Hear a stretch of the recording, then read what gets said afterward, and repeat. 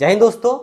UPSC और UPPSC दोनों का मेंस का जो पेपर है वो लगा हुआ है और एक बहुत ही हॉट टॉपिक यहाँ पे है स्कूल का विलय। और ये आपको आपके प्रश्न पत्र में जीएस फर्स्ट में आपको देखने को यहाँ पे मिल सकता है। समय बहुत कम है तो ज़्यादा समय नहीं लूंगा, जल्दी से क्या करेंगे इसको हम लोग खत्म करेंगे। तो पहले प्रश्न को समझते हैं। समय ना तो आपके पास है ना तो समय मेरे पास है, तो देखते हैं। तो ये जो कह रहा है कि उत्तर प्रदेश में कम संख्या वाले सरकारी स्कूलों के सकारात्मक और नकारात्मक पक्षों को क्या करेंगे, हम यहाँ पे इसकी विवेचना करेंगे। ठीक है, तो सबसे पहले हम शुरू करेंगे प्रस्तावना में। तो प्रस्तावना में हम ये दिखाएंगे, प्रस्तावना आपको अपनी भाषा में लिखना है। जैसे मैं चीज़ों को यहाँ पे चीज़ें मैंने रख दी हैं, प्रस्तावना और निष्कर्ष आपको अपनी भाषा में लिखना है। तो आप प्रस्तावना में ये दिखा सकते हैं कि शिक्षा की गुणवत्ता बढ़ाने के लिए, संसाधनों के बेहतर समन्वय के लिए, प्रशासनिक दक्षता में सुधार के लिए ये नीति जो है उत्तर प्रदेश सरकार द्वारा लाई गई है। लेकिन दोनों चीज़ें प्रस्तावना में ही डाल दीजिएगा ताकि उसको पढ़ने वाले को यह आभास हो जाए कि ये दोनों चीज़ों में क्या है, इसकी रुचि है। मतलब सकारात्मक नकारात्मक दोनों वहाँ पे होना चाहिए। तो जटिल ग्रामीण सामाजिक आर्थिक परिस्थितियों में इसकी सीमाओं का भी संबोधन होना चाहिए। इसके सकारात्मक और नकारात्मक पक्ष निम्नवत हैं। इसको करके हम क्या करेंगे, शुरू कर देंगे अपना। ठीक है, ठीक है। तो हम यहाँ का सकारात्मक पक्ष, तो सबसे पहले इसके जो सकारात्मक पक्ष हमको देखा जाए तो ये है कि सबसे पहले क्या होगा कि शिक्षा की गुणवत्ता में क्या होगा, आपका सुधार होगा। जैसे क्या है कि दो अलग अलग स्कूल्स हैं, संख्या कम है एक में, तो वहाँ पे अगर टीचर्स अधिक हैं, बच्चे कम हैं, तो बच्चों को वहाँ पे अगर एक दूसरे स्कूल में मर्ज करते हैं तो शिक्षकों की संख्या दूसरे स्कूल में बढ़ जाएगी। और तो वहाँ पे जो क्लासेस को रन कराना या जो शिक्षक जो छात्र अनुपात होगा वो बेहतर वहाँ पे संतुलित हो जाएगा। और इससे क्या हो, जो शिक्षा देने की जो प्रक्रिया होगी वो और बेहतर वहाँ पे निकल के आएगी। तो निश्चित तौर पर स्कूल अगर मर्ज होंगे तो कम संख्या वाले स्कूलों को अगर नज़दीकी अधिक संख्या वाले स्कूलों में मर्ज किया जाएगा तो यहाँ कि जो टीचर्स होंगे वहाँ जाएंगे और वहाँ पे शिक्षा की गुणवत्ता क्या होगी, और निखर के आएगी। संसाधनों का कुशलतम उपयोग, हो सकता है कि इसमें कम संख्या है लेकिन यहाँ पे संसाधन बहुत अधिक है, तो जब स्कूल मर्ज होगा तो यहाँ के संसाधनों को भी वहाँ पे शिफ्ट किया जाएगा और दोनों स्कूल के जब संसाधन मिलेंगे तो निश्चित तौर पर स्कूलों में संसाधन की जो कमी है वो कमी दूर हो जाएगी। और जो शिक्षा हम दे पा रहे हैं स्कूलों में उसको और बेहतर तरीके से वहाँ पे कर सकते हैं। और दूसरी बात ये भी है कि एक स्कूल मान लीजिए अगर खाली होता है, एक स्कूल अगर मान लीजिए बच्चे वहाँ चले गए, टीचर्स वहाँ चले गए, तो स्कूल जब खाली हो गया तो वो जो भवन बचेगा उस भवन का उपयोग भी हम किसी अन्य कामों में कर सकते हैं। जैसे आंगनबाड़ी केंद्र बना देंगे, कोई सामुदायिक केंद्र बना देंगे, कोई पंचायत भवन बना देंगे, कुछ भी, मतलब जो चीज़ें वहाँ पे गाँव के उपयोगी लायक होगी उसका हम कर लेंगे। तो संसाधन, जो भवन हमारा खाली होगा उसको हम कहीं उपयोग में ला लेंगे और जो यहाँ वहाँ उस स्कूल में जो संसाधन होंगे बच्चों के साथ साथ वो संसाधन भी क्या करेंगे, वहाँ पे हम शिफ्ट कर देंगे ताकि उस स्कूल में भी अगर कोई संसाधन की कमी होगी तो वो पूरी हो जाएगी। ठीक है। प्रशासनिक दक्षता, देखिए जब क्या होते हैं कि टीचर कम होते हैं या फिर स्टाफ कम होता है तो स्कूल का जो प्रशासन है वो बेहतर तरीके से चल नहीं पाता। कभी कोई क्लास खाली चली गई, कभी कोई क्लास बंक चली गई, तो बड़ा मैनेज करना पड़ता है उस चीज़ों को करने के लिए। तो अगर शिक्षक अगर शिफ्ट होते हैं बच्चों के साथ साथ अगर शिक्षक भी वहाँ जाते हैं तो निश्चित तौर पर उस स्कूल का जो प्रशासन होगा, एक वहाँ पे जो हेडमास्टर होंगे वो बेहतर तरीके से उसका क्या करेंगे, प्रशासन वहाँ पे वो चला पाएंगे। आधुनिक सुविधाओं की उपलब्धता, ठीक है। जैसे क्या होता है कि अलग अलग ज़्यादा स्कूल्स होते हैं तो जो सरकार सुविधाएं उपलब्ध करा पाती हैं कभी कभी किसी किसी स्कूल में ही करा पाती है। जैसे मान लीजिए अभी डिजिटल बोर्ड वाला ही मामला था, स्कूलों में जब जाना था तो पहले कम ही स्कूलों में जा पाया था। तो हम जब कोई आधुनिक सुविधाओं से युक्त कोई चीज़ अगर हम स्कूलों में पहुंचाना चाह रहे हैं तो अगर स्कूल की संख्या कम रहेगी तो निश्चित तौर पे हम जल्दी क्या करेंगे, वहाँ पहुंचा पाएंगे और बच्चों को उससे लाभान्वित हम यहाँ पे कर पाएंगे। ठीक है। तो शिक्षक बेहतर प्रशिक्षण, शिक्षकों का यहाँ पे बेहतर प्रशिक्षण हो पाएगा।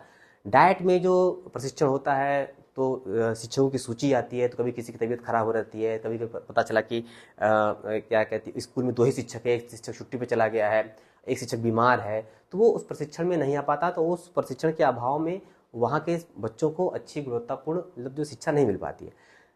अगर शिक्षक भी वहाँ पे ट्रांसफ़र हो गए बच्चों के साथ साथ, वहाँ पे शिक्षकों की संख्या अगर बढ़ गई तो हम क्या करेंगे, वेल प्लान्ड के साथ हम अलग अलग शिक्षकों को हम प्रशिक्षण के लिए भेज सकते हैं, ताकि ऐसा होता है कि एक ही शिक्षक बार बार ट्रेनिंग लेने आता है।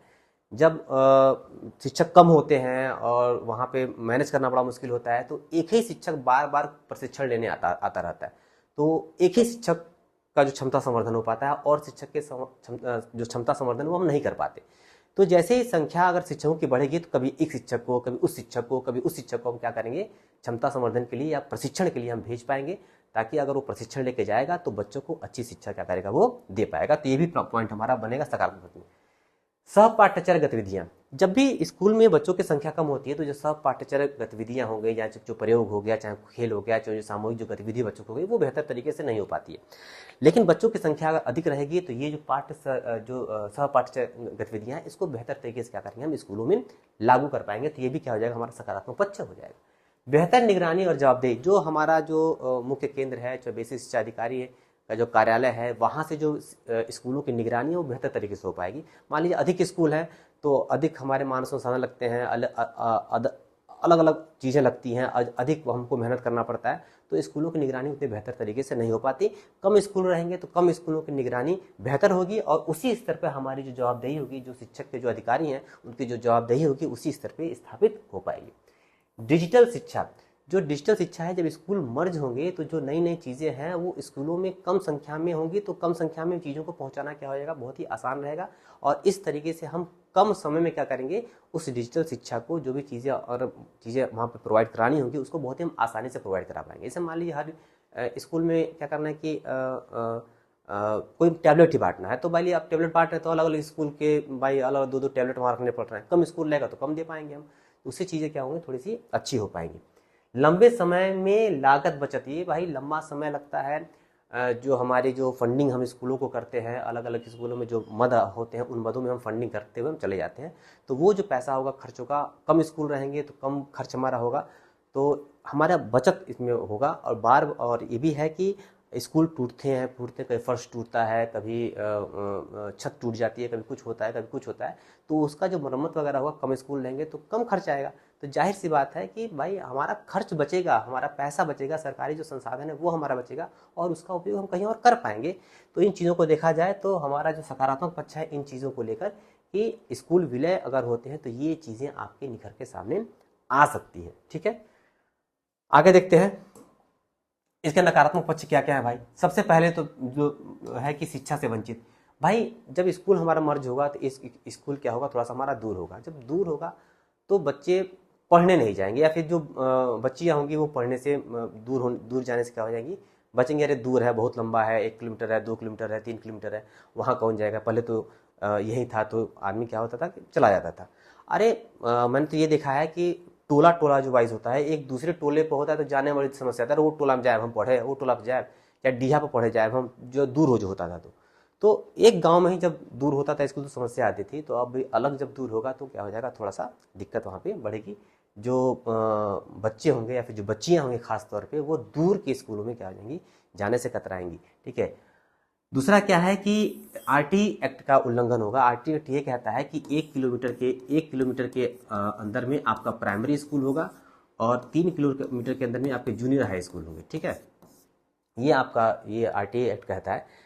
तो अब जब ये होगा तो भाई जाहिर सी बात है कि भाई जो ये 1 किलोमीटर वाला दायरा होगा वो थोड़ा सा टूटेगा। भाई स्कूल दूर होंगे, जब स्कूल दूर होंगे तो जो हमारा आरटी एक्ट होगा उसका उल्लंघन होगा। ठीक है, ड्रॉप आउट दर, जैसा मैंने पहले ही बताया कि भाई बच्चियां वैसे ही ग्रामीण इलाकों में शिक्षा से महरूम हैं, लोग उनको पढ़ने के लिए नहीं भेजते हैं, तरह तरह की चीज़ें वहाँ पे हैं। अब जब स्कूल जब दूर होगा तो जाहिर निश्चित तौर पे है जो बच्चियों का जो ड्रॉप आउट रेट है, हालांकि बच्चों का भी हो सकता है, लेकिन जो बच्चियों का जो खास तौर पे जो ड्रॉप आउट रेट है वो बहुत ही गिरेगा। निश्चित तौर पर जो बच्चियाँ होंगी वो पढ़ने से कतराएंगी। नामांकन दर में कमी, अभी यही नामांकन नहीं हो रहा है। जब बच्चा स्कूल जब दूर हो जाएगा तो स्कूल वहाँ कौन ही एडमिशन कराने जाएगा। निश्चित तौर पर 1-2 स्कूल मर्ज होंगे तो स्कूलों की संख्या बढ़ जाएगी। तत्काल में हम दिखेंगे कि हमारी उस स्कूल में संख्या बढ़ गई, लेकिन ओवरऑल जो हमारा नामांकन होगा, स्कूल जब दूर होगा तो क्या होगा कि कोई बच्चा, जब कोई भी जो अभिभावक है वो कतराएगा, अरे उतना दूर कौन जाएगा एडमिशन कराने। तो इससे हो सकता है कि नामांकन दर में भी कमी आ जाए। असमान प्रभाव, शहरी और ग्रामीण में क्या हो जाएगा, प्रभाव आपको देखने को मिलेगा। हो सकता है कि शहरी में थोड़ा कम मर्जिंग हो और ग्रामीण इलाकों में ज़्यादा मर्ज आपका देखने को मिले, या कुछ भी हो सकता है। तो शहरी शिक्षा में और ग्रामीण शिक्षा में आपको एक लंबा गैप आपको देखने को मिलेगा। ये हो सकता है कि कहीं सरकारी स्कूल शहरों में ज़्यादा हो जाए या फिर ग्रामीण इलाकों में ज़्यादा हो जाए।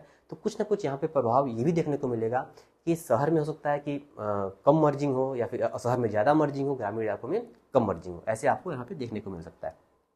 सुरक्षा मैंने बताया है।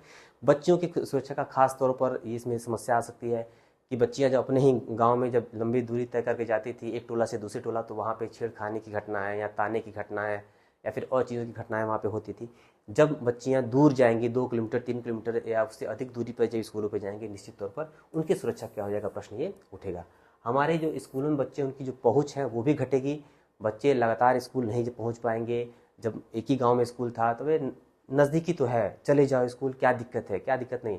तो आदमी बच्चे को ढेर ढकेल के आदमी भेज देता था, ठीक है, जो वहाँ पे अभिभावक होते हैं, जिससे बातचीत से पता चलता है। लेकिन जब हमारा स्कूल दूर हो जाएगा तो अभिभावक भी नहीं बोल पाएगा, कतराएगा और चीज़ें क्या हो जाएंगी, दिक्कत होंगी। और जो अटेंडेंस है, जो उपस्थिति है, वो क्या होगी, बहुत ही 2 दिन आएगा 3 दिन नहीं आएगा, 2 दिन आएगा 3 दिन नहीं आएगा, ऐसा क्या हो जाएगा, थोड़ी सी आपको दिक्कत वहाँ पर मिलेगी।